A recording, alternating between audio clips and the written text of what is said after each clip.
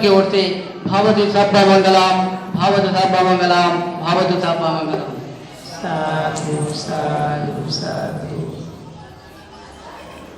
ऐसा ही है, भगवान बुद्ध का धम्म तो धारण करने से ही फल देता है, और जो जो धारण करेंगे निश्चित रूप से सुख शांति को प्राप्त कर ही लेंगे। श्रद्धावान उपासक उपासिका बहनों, यूँ तो भक्ति लोगों ने धम्म दक्षिणा दी, आपको सन्मार्ग पर चलने के लिए प्रेरित किया, और समय भी खाने के लिए भोजन का समय हो गया आपका, लेकिन फिर भी थोड़ी देर तक जरूर चर्चा करके यह संदेश देना चाहेंगे, जैसे बनते लोगों ने सबने प्रयास किया कि भगवान बुद्ध ने जिस वृक्ष को लगाया, सद्धम्म रूपी वृक्ष, भगवान बुद्ध ने जो सद्धम्म खोज करके लोक हित के लिए, कल्याण के लिए समाज को दिया, उनके हित कल्याण के लिए उपदेशित किया, उपदेश दिया, वो धीरे धीरे आगे बढ़ता हुआ,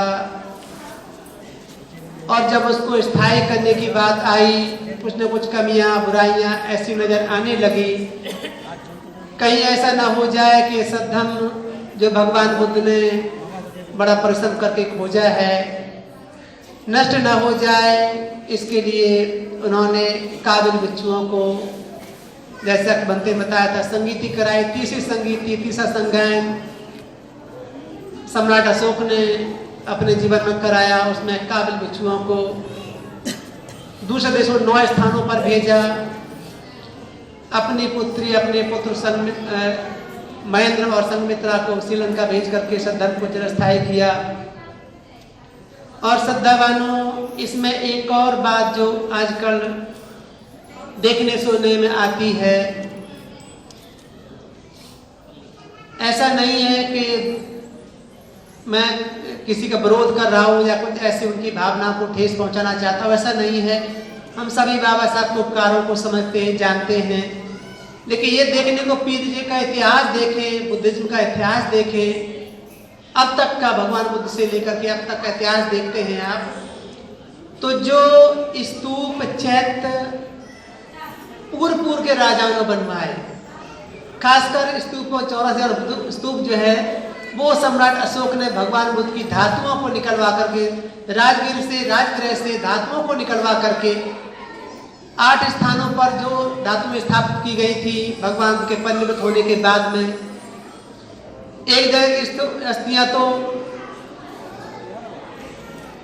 ऐसी जगह पहुंच गई सुरक्षित जहां कोई हानि नहीं थी, नाम को द्वारा सुरक्षित कर दी गई थी। जो 7 जगह की अस्थियां थी, उन अस्थियों को बनते जो महाकश्यप ने स्थापित हो गई थी, वो उनके समय जो राजगृह में अस्थियां स्थापित की गई थी, बनते महाकश्यप बनते ने अधिष्ठान किया था उन अस्थियों को स्थापित कराते समय राजगीर में कि इन धातुओं को, अजातशत्रु ने जो स्तूप बनाया था, इन धातुओं को इस जम्बूद्वीप में एक कुमार पैदा होगा जो छत्र को धारण करके इस जम्बूद्वीप को सद्धम्म में स्थापित करेगा, सद्धम्म का उपदेश करेगा। ऐसा अधिष्ठान करके उन धातुओं को रख दिया कि वो अशोक नाम का व्यक्ति होगा जो छत्र को धारण करके इस अस्थियों को निकाल करके समस्त जम्बूद्वीप में स्थापित करेगा। ऐसे बनते महाकश्यप जो महाअरहंत थे, दुतांगधारियों में अग्र प्रथम संगीति कराने वाले, भगवान बुद्ध की धातुओं के बंटवारे के बाद में प्रथम संगीति संगायन हुआ था, वो सम्राट अजातशत्रु की अध्यक्षता में हुआ, उनके सानिध्य में हुआ, उनके सहयोग से हुआ। उसमें बनते अपने महाकश्यप ने अध्यक्षता की थी, वहीं से बुद्ध वचन सुरक्षित हुआ, वहीं से आगे बढ़ते बढ़ते आज तक बढ़ते आ रहा है। उन अस्थियों को जब ऐसे गर्भाधान किया गया, उसमें स्तूप के गर्भ में स्थापित किया गया, तो उनका जो अधिष्ठान था वो आकर के सम्राट अशोक के समय फलीभूत होता है। और वो पट्टिका लिख करके रखी गई थी। जब सम्राट अशोक की घटना अलग सी है, आप सुनेंगे, फिर कभी सुनाएंगे आपको, इस तरह से ज्यादा समय लग जाएगा उसमें, तो किस किस तरह से किसने अधिष्ठान किया था, कैसे कैसे पट्टिकाओं पर लिखा था। और वो पट्टिकाएं लिखी हुई जब अशोक जैसे खुदाई करवाते, चक्रों को निकालते हैं, वहाँ सोना चांदी जवाहरात बहुत कुछ मिलता है। जो दरिद्र राजा हो, कोई धन की आकांक्षा से स्तूप खोदने का प्रयास करे तो इन अस्थियों को निकाल करके वो इन अस्थियों को न छेड़े, लेकिन धन संपत्ति लेकर के अपना राज्य चलाए। तो सम्राट अशोक खुजवाते खुद, हालांकि उसकी कमी पीछे से कहानी बहुत चढ़ के आती है, किसके माध्यम से मिलता उनको, वो खुदवाते हैं तो कहते हैं धन से मुझे लेना देना नहीं है, मैं तो सम्यक संबुद्ध की धातुओं को प्राप्त करना चाहता हूँ। उन धातुओं को भगवान बुद्ध के जितने धर्म स्कंद उन पर स्थापित कराना चाहता हूँ, जिससे लोग पूजा कर सके, वंदना कर सके, उनसे प्रेरित होकर के दुख से बाहर निकलने के रास्ते पर चल सके। इस उद्देश्य के लिए उन अस्थियों को खोजते खोजते निकालते हैं।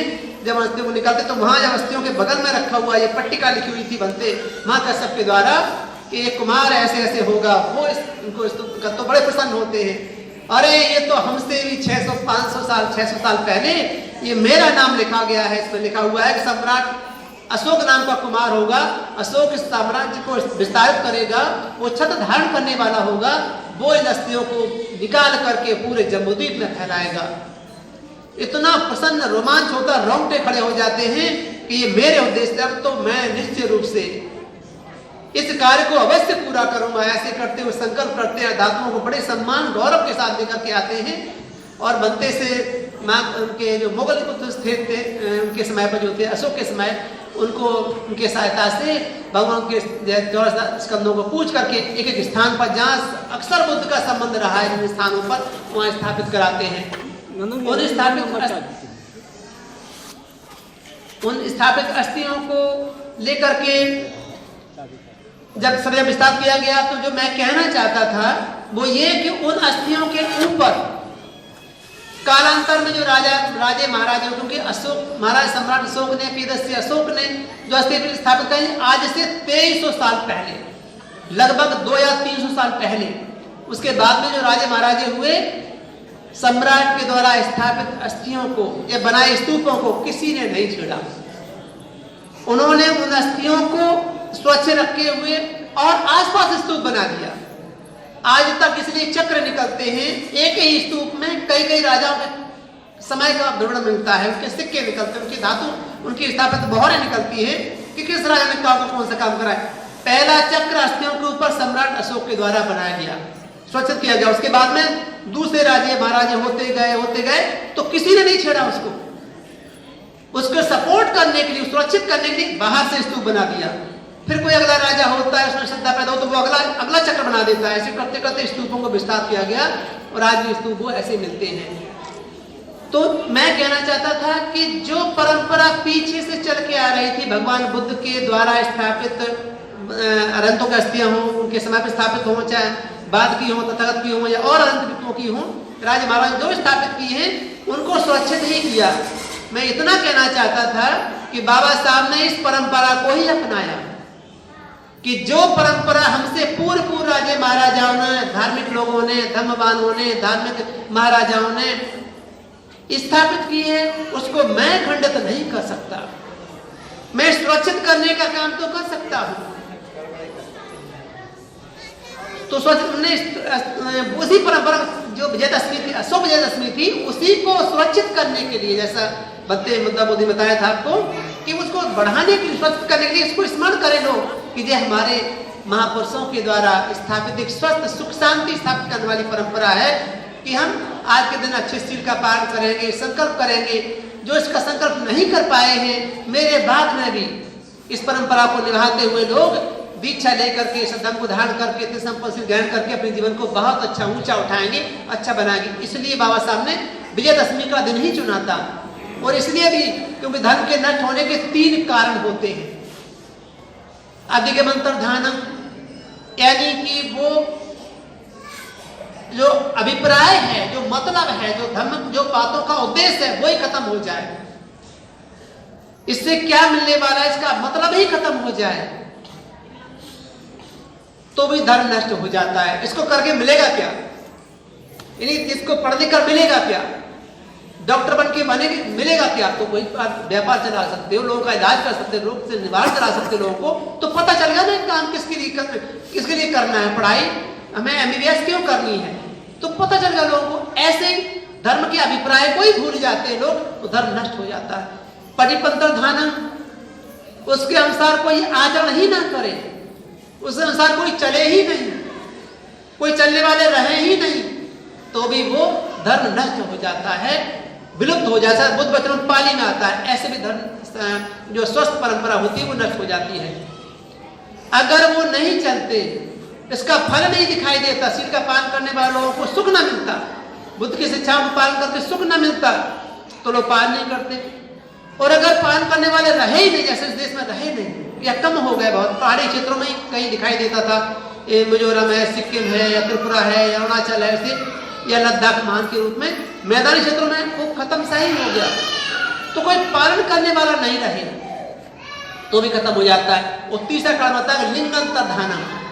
लिंगांतर मतलब उसके प्रतीक चिन्ह नहीं मिट जाए, उसकी पहचान, उसके त्योहार या उसके शिक्षा पद ही नष्ट हो जाए, जो तथागत ने उपदेश दिया वो शिक्षा पद ही नष्ट हो जाए, तो भी धर्म नष्ट हो जाता है। तो जो ये त्योहार जो मनाए जाते हैं, अगर बुद्ध की स्वस्थ शिक्षाओं को, अच्छी शिक्षाओं को स्थापित करने के लिए त्योहार मनाना ही बंद कर दोगे, तो भी धर्म नष्ट हो जाता है, विलुप्त खत्म हो जाता है। तो बाबा साहब इसलिए भी इस दिन को चुनते हैं कि लिंगांतर धानक वाला कार्ड मेरे कार्ड तो बिल्कुल नहीं बनना चाहिए। अगर मैं और 14 अक्टूबर को महत्व दूंगा या कोई और परंपरा को महत्व किसी और दिन की चुनकर के दीक्षा ले लूंगा, तो ये जो पुराने पूर्वजों की परंपरा है, स्वस्थ परंपरा स्थापित की राजे महाराजाओं ने, धार्मिक लोगों ने इतनी अनुकंपा करके दुनिया के देशों में फैलाया है, वो टूट न जाए, इसलिए विजयदशमी का दिन ही चुना। और उसको चुन करके ये भी किया कि हम इसको सुरक्षित कर दें, जिससे लोग इस दिन जरूर संकल्प करें और रास्ते पर चलें और लिंगांतर धानक वाला कारण न बन जाए। धर्म को नष्ट करने के लिए जो प्रतीक चिन्ह, त्योहार हैं या जो है ना ये हमारे जो उत्सव होते हैं, ये नष्ट न हो जाए, तो कम से कम इस दिन इकट्ठे होकर के लोग इसको मनाएंगे। और मैंने दीक्षा इस दिन क्यों ली है, इसको भी जानेंगे कि मैंने अपने पूर्वजों की परंपरा को मजबूत किया है। जैसे स्तूप बनाने वाले महाराज सम्राट अशोक की स्तूपों को सुरक्षित करते हुए आगे से आगे राजे महाराजे आते गए सभी। अभी यहाँ भी पंजाब में पाल राजाओं का राज था, आखिरी स्थिति आती है तो पाल राजाओं ने बोध गया कि जो महाविहार है ना, महाबोधि महाविहार, उसको सुरक्षित करने को परंपरा उसको सुरक्षित किया, उसकी मरम्मत कराई। ऐसे राजा महाराज करते चले आए। आज भी इस परंपरा को देख लो आप। थाईलैंड का राजा भूमिपाल, जिसको लोग वहां के भूमि बोल कहते हैं, भूमिपाल अब तो नहीं रहे दुनिया में। दुनिया का सबसे अच्छा धार्मिक राजा वो थाईलैंड के लोग और दुनिया के लोग समझते हैं। उनको शांति की क्षेत्र नोबेल पुरस्कार मिला था।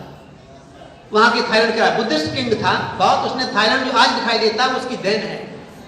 तो उस राजे ने कितना धन भेज करके 4 कुंटल 85 किलो, कितना 4 कुंटल 85 किलो जो है ना सोना लगाया भगवान बुद्ध को बोधि प्राप्त हुई उस टेम्पल के ऊपर। उसका जो शीर्ष कलश है उसका पूरा सोने का बना करके उसको स्थापित किया। आज भी देखो परंपरा, इसको सुरक्षित कैसे किया जाए, इसको और अधिक मरम्मत करके और अधिक सुंदर शोभायमान कैसे बनाया जाए, जिससे कि परंपरा स्वस्थ परंपरा स्थापित बनी रहे। ऐसे महापुरुष जब जब भी आते हैं तो वो अपने पीछे के चिंतन को जरूर करते हैं कि ये कैसे कैसे यहाँ तक पहुंचा है और किन किन कार्यों को हमें करना चाहिए। धर्म के नष्ट होने के कौन कौन से कारण हैं, धर्म को स्थापित होने के कौन कौन से कारण हैं। अगर हम अभिप्राय को समझते रहेंगे, बुद्ध की शिक्षाओं के मतलब को समझते रहेंगे कि किस लिए है, कितनी कल्याणकारी है, इसके अनुसार हम चलते रहेंगे और इसके त्योहारों को सबको मनाते रहेंगे, उपासक उपासिका बहनें लेकर के मनाते रहेंगे, तो ये परंपरा आगे से आगे बढ़ती चली जाएगी, आगे से आगे बढ़ती चली जाएगी और बहुत सुख देगी लोगों को। इसलिए बाबा साहब ने विजयदशमी का दिन ही चुना था। अन्य लोग भी इस बात को जो नहीं समझते हैं या समझना नहीं चाहते हैं, ऐसा नहीं है कि हमको उस दिन को भुला देना चाहते हैं, ऐसा भी नहीं। 14 अक्टूबर का अपना महत्व है, लेकिन 14 अक्टूबर विजयदशमी का दिन बाबा साहब ने चुना था, जिससे पूर्वजों की परंपरा को मजबूत करना है।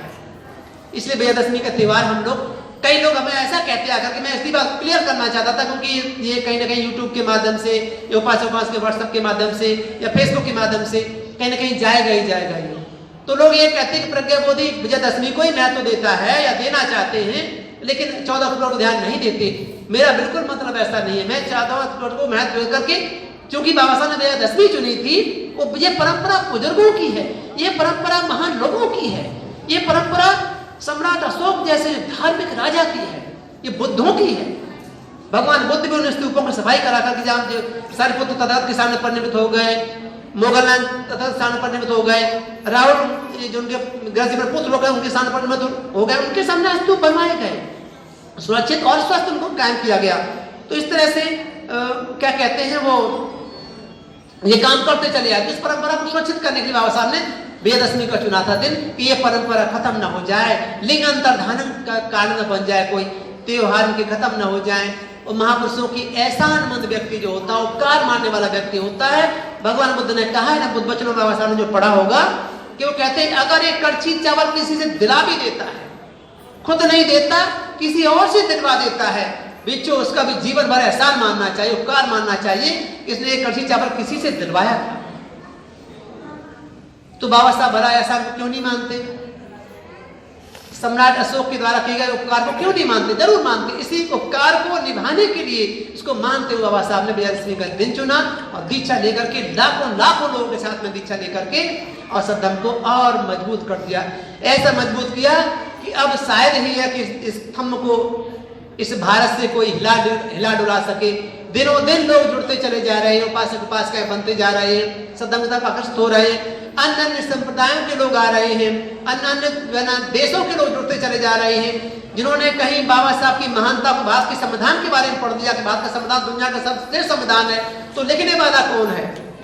कैसे लोग होंगे जिन्होंने लिखा होगा दुनिया का सबसे श्रेष्ठ संविधान है, सबसे विशाल संविधान है? तो उनकी जानकारी करने के लिए निश्चित रूप से बाबा साहब को जो स्टडी की, पढ़ा लोगों ने। सद्धर्म की तरफ व्यक्ति आकर्षित क्यों होता है?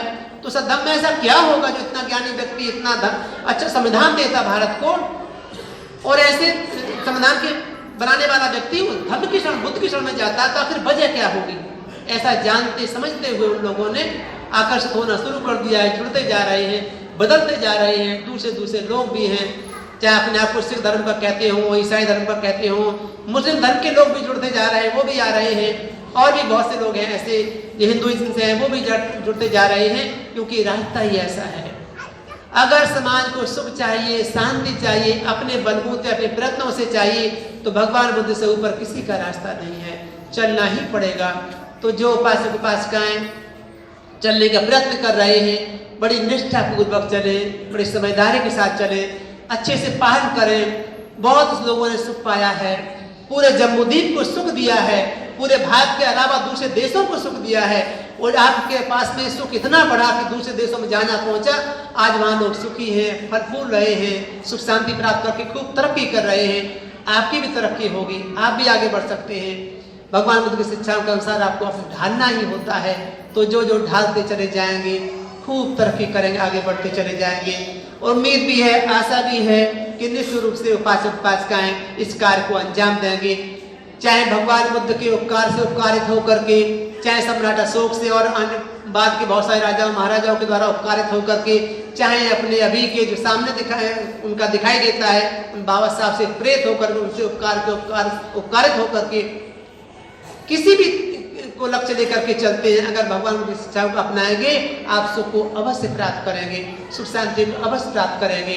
इसीलिए छोटे मोटे प्रोग्राम कभी न कभी करते रहते, करना तो कतराते हुए करना चाहते थे, लेकिन फिर भी उपासक उपासिका बहने आ गए हैं, सभी साधुवाद के पात्र हैं, सबके लिए मंगल कामना मंगल मैत्री है कि आपने यहाँ आकर के इस परंपरा को विखंडित नहीं होने। जो बुद्ध पूर्णिमा या बाबा साहब की जयंती, वो तो बड़ा ही ऐसा दौर था कि वहाँ लॉकडाउन पूरी तरह से लागू था, नहीं आ सके थे, लेकिन आज आकर के आपने अभी एक प्रोग्राम और आने वाला है, वो है 8 अक्टूबर को, जो आप लोग पहले से मनाते हैं, कठिन चीवरदान। कठिन चीवरदान साल में एक बार में होता है, भिक्षु संघ का विदाई समारोह होता है, जो आप सबकी ओर से किया जाता है। हम लोग उसमें चूंकि आप नहीं जानते समय, इसलिए हम लोग उसमें इन्वॉल्व होकर के आपको प्रेरित करते हैं, बताते हैं कि आप करो, लेकिन करना आप लोगों को ही होता है। तो उपासक उपासिकाएं 8 तारीख को, कुछ उपासक उपासिकाएं रात में आ जाते हैं, रात में आकर के बड़े श्रद्धा से वहाँ चीवर को काट कर सिलते हैं, काटते हैं, सिलते सिलाई करके सुबह भिक्षु संघ को दान देते हैं, और भी उनको उपयोग के अनेक पुरस्कार, अनेक चीजें दान करते हैं। इस तरह से आकर के उसमें पुण्य को बढ़ाने का काम करते हैं। तो 8 अक्टूबर 8 नवंबर जो संडे का दिन ही पड़ेगा, उस संडे के दिन में आप लोग अगर निकालते हैं समय, तो निश्चित रूप से आप और पुण्य के भागी बनेंगे, क्योंकि ये पंजाब में ही आप सबके सहयोग से परंपरा चल रही है। तो कठिन चीवर दान की परंपरा महाराष्ट्र में और कहीं ऐसे देखने को मिलती है। पंजाब में तो इकलौता यही बिहार है जिसमें कठिन चीवर दान होता है, और आज से नहीं 2008 से हो रहा है, 2007 से परंपरा बिल्कुल 6 महीने हो सकता, क्योंकि बीच में ही उद्घाटन इसका हुआ था, नहीं हो सका था वर्षवास यहाँ ठीक से। 2007 से लेकर लगातार अब तक ये चल रहा है। और आज का जो कठिन चीवर दान हो रहा जो 2016 से लेकर के अभी शुरू हुआ है, ये तो बहुत अच्छा है, बहुत क्या कहते हैं भावना पैदा करने वाला है। तो इस पर जरूर सम्मिलित हो आप। और अंत में इस अशोक विजयदशमी में जिन्होंने दान पुण्य प्रसार कर्म किया, जो संस्थाएं आए हैं उनके लिए साधुवाद है, आप सभी के लिए है। उपासक उपासिका संस्थाओं से नहीं जुड़े होते हैं, व्यक्तिगत रूप से हैं, वो भी आते हैं, वो भी साधुवाद के पात्र हैं। इन्हें पंजाब सोसाइटी यूके और पंजाब उनका तो रहता ही हमेशा सहयोग, उनके द्वारा ही कि बिहार यह स्थापित है, संचालित है।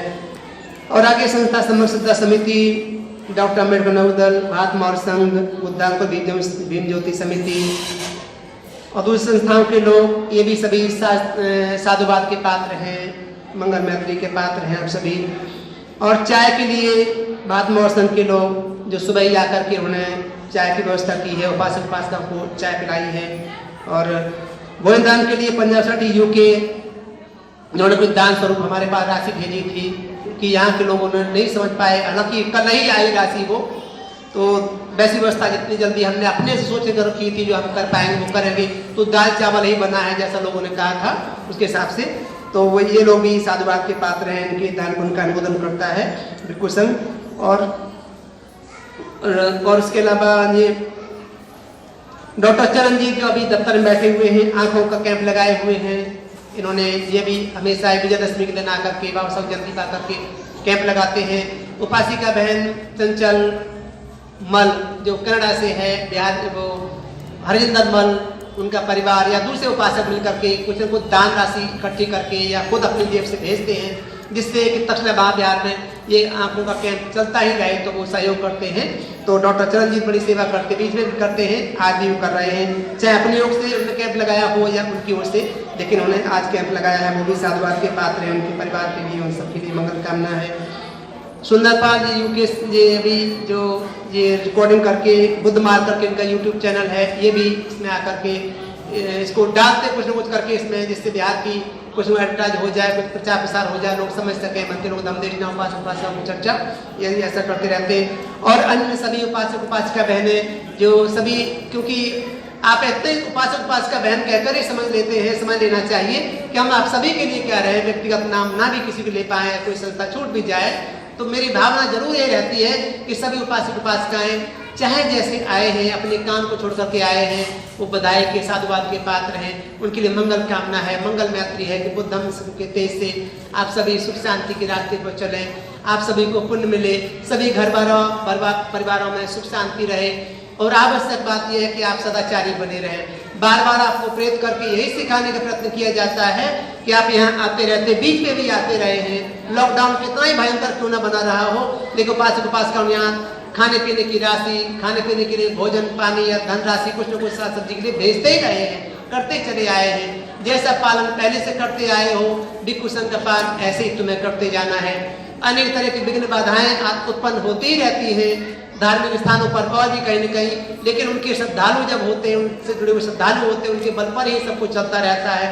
तो आप लोग आते जाते रहते हो, हमेशा ही इसका ध्यान रखना ही है, इन परंपराओं को, स्वस्थ परंपराओं को निभाना ही है, निभाते हो और भी निभाते जाना है। तो 8 तारीख को भी समय निकल सके, मिल जाए, संडे का दिन ही होगा, रविवार का दिन होगा, तो उस दिन आकर के आप और बनते लोग भी बाहर से आएंगे कठिन जीवन दान में सम्मिलित होने के लिए। ऐसे ऐसे बनते लोग भी होंगे, ऐसी उम्मीद आशा है, पूरी आश्वस्त किया उन्हें कि जरूर आएंगे। और जिनके बीच में भिक्षु संघ सम्मिलित होते हैं, उनके समय किया हुआ पुण्य कुशल कर्म, उनको प्रणाम करना ही बड़ा पुण्य दिलाने वाला होता है। तो दान सामग्री देने से तो कितना पुण्य मिलेगा, इसकी मात्रा आंकी नहीं जा सकती। तो भिक्षु संघ यहाँ में और विशाल भिक्षु संघ होगा, या ज़्यादा से बनते लोग होंगे, आप 8 तारीख को जरूर आएँ यहाँ। और ये भी है कि पीछे जो भोजन बनाया है, ऐसा नहीं लगता था कि इतने उपासक उपासिका आ जाएंगे, लेकिन आपकी श्रद्धा इतनी है कि आप आए हैं। तो पीछे बना हलवाई भी नहीं किया था, पहले कहा था कि चाय बना के पिला देनी है, मट्ठी वट्टी कुछ रख देनी है, बाद में कहा कि चलो दाल चावल बना लेना और कुछ नहीं बनाना है। लंगर न लगाने की हिदायतें मुझे लोगों ने बताया कि बनते ऐसा ऐसा पेपर में निकल रहा है कि लंगर से परहेज ही करें, लंगर आदि का प्रयोग ना करें ऐसे के। तो लंगर के हम लोगों ने तो ऐसे नहीं, तो दाल चावल बनाई है, वो नंद कुमार ने बनाई है, अपने जो सेवा करते रहते बिल्कुल संघ के वैसा उन्होंने बनाई है। तो जो बन पड़ी जैसी बन पड़ी है, आप लोग उपासिका बहने उपासक जाकर श्रद्धापूर्वक बैठ करके, क्योंकि मुख्य भोजन तो ये होता है चित्त का, जो शारीरिक आहार, जब चैसिक जो आहार होता है वो बड़ा महत्व रखता है। चैसिक आहार जिसको मिल जाए उसकी शारीरिक भूख की कोई बड़ी बात महत्व वो नहीं देते हैं। तो जो भी भोजन तैयार किया गया है श्रद्धापूर्वक बैठ करके उपासक उपासिका यूके से भी और यहाँ के लोगों ने भी इसमें दान किया है, भोजन पानी में जो सहयोग किया है, तो वो भी सभी लोग आकर उसको ग्रहण कर लें, स्वीकार करें उसको अच्छे से। और जैसे भगदड़ न मचाएं, आराम से बैठकर खाएं। जो अनुशासन का अनुशासित हैं हम लोग सभी, अनुशासन दिखाना भी होता है। तो उम्मीद है कि आप लोग अनुशासित होकर बैठेंगे, जो भोजन मिलेगा उसको ग्रहण करेंगे। और भिक्षु संघ आपके लिए थोड़ी सी मंगल मैत्री करेगा, आपके दिए हुए दान को उनका अनुमोदन करेगा। यूँ तो पाली में होगा, लेकिन आपके दान का अनुमोदन है। दृश्य अदृश्य बहुत कुछ है संसार में, वो आपके किए कार्यों के अनुमोदन करके निश्चित रूप से आपको सुख देने का काम करता है, खुद भी सुखी होने का काम करता है। तो भिक्षु संघ आपके लिए मंगल मैत्री करेगा। तो मंगल मैत्री के साथ ये प्रोग्राम का समापन होगा। आप सभी लोग श्रद्धापूर्वक सुने। नमो तस्सै भगवतो अरहतो सम्मा सम्बुद्दस्सै। नमो तस्सै भगवतो अरहतो सम्मा सम्बुद्दस्सै। नमो तस्सै भगवतो अरहतो सम्मा सम्बुद्दस्सै।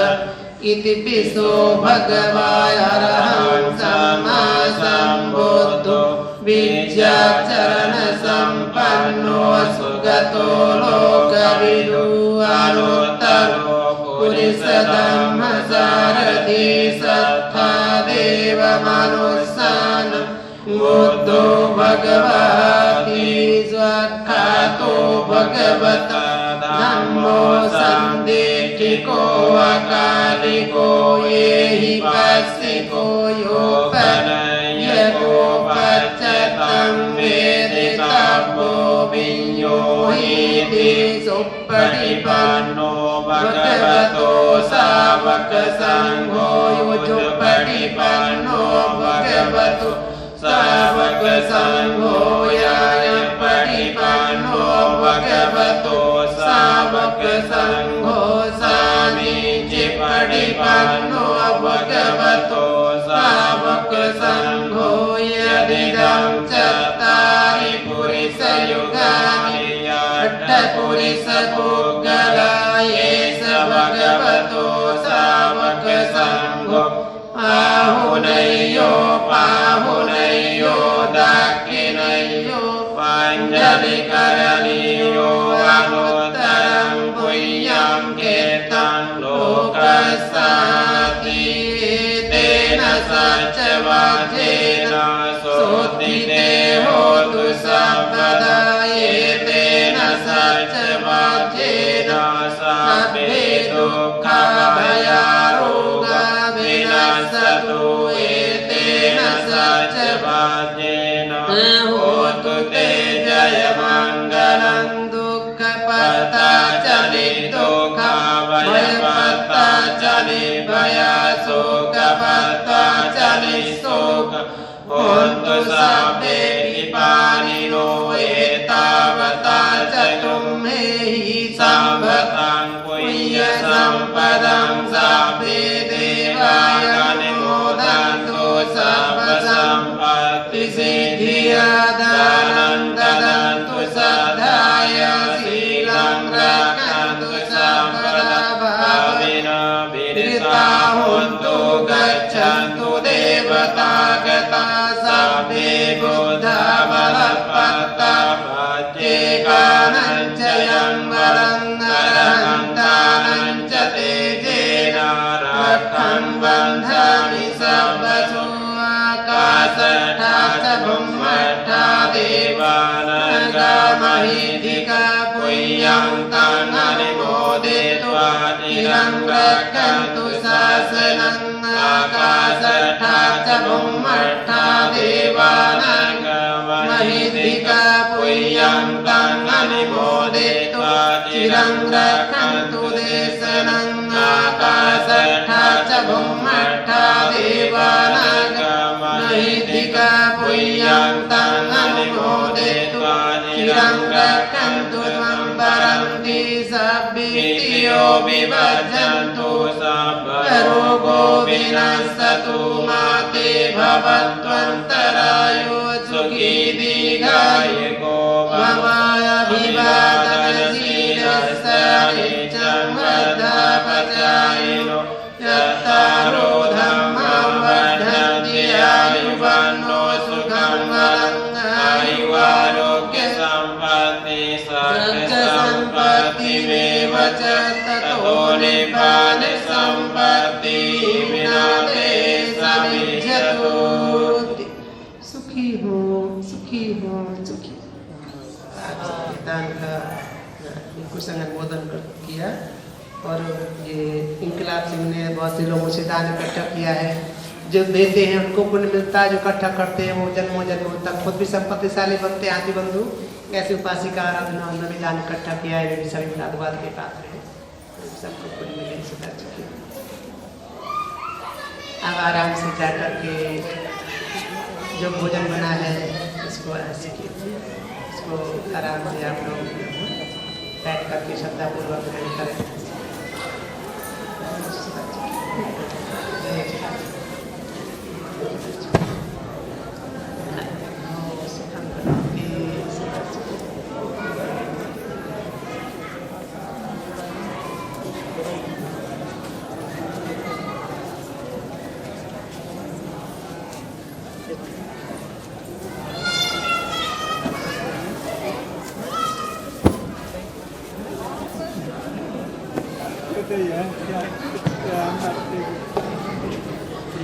लिटरेचर भी लगा रखा लोगों ने, किताबें लगाई हैं वो भी साथ